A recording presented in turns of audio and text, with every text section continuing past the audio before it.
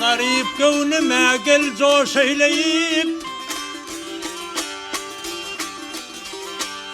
ay garip gönlüme gel coş eyleyip, gel bize gel devran bibi. Bize bir hoş haber getire.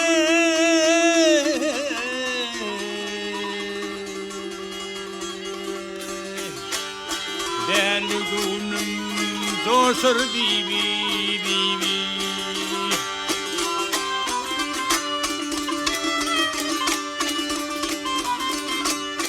Ay gözüm düştü gel gözüne durdum, kozgaladı gel könedirdim.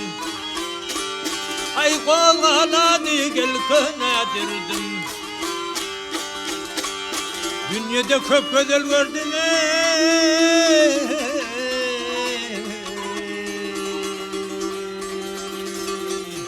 sana senin düştü bibi.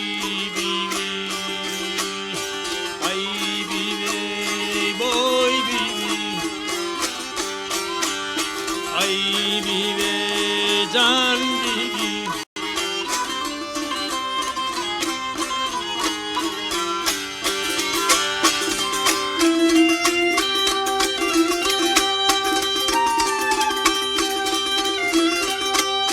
Ay aşığın balmaz hayatı, başına çoktur kavgası.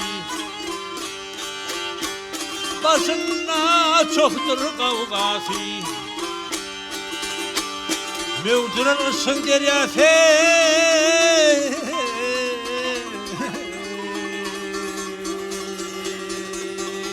gülü baştan aşır bibi.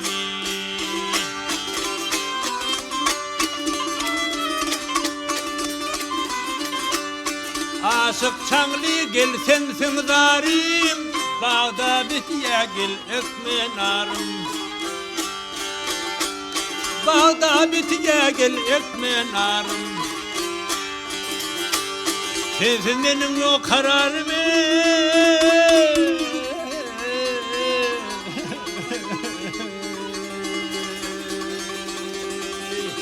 Gönlüm arzu eder